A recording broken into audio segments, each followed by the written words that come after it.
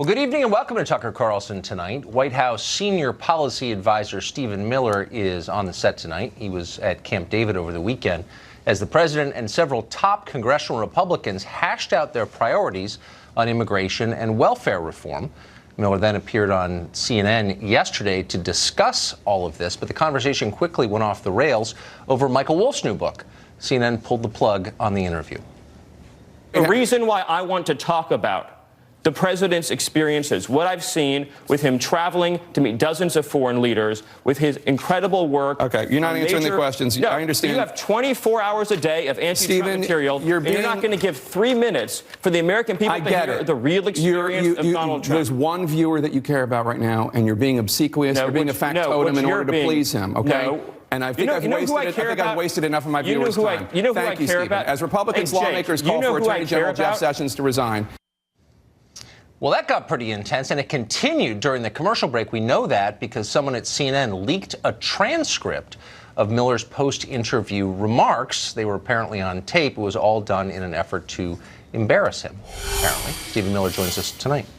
Stephen Miller, thanks a lot for coming on. Hey, thank you for having me. So CNN called around to news organizations today and said that you were escorted off the set by security. Presumably you were not a physical threat, you were not armed. My question is, they felt you were a threat. Do you think if you had been, I don't know, a member of MS-13 here illegally, that CNN would have had security pull you off the set? Well, I assume if I was a member of MS-13 here illegally, they would be clamoring to get me into the voting booth.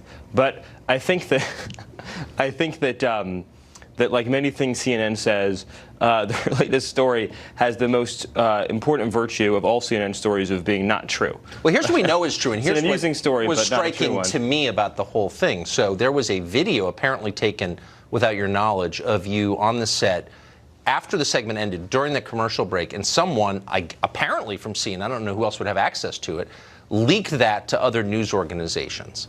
What do you make of that?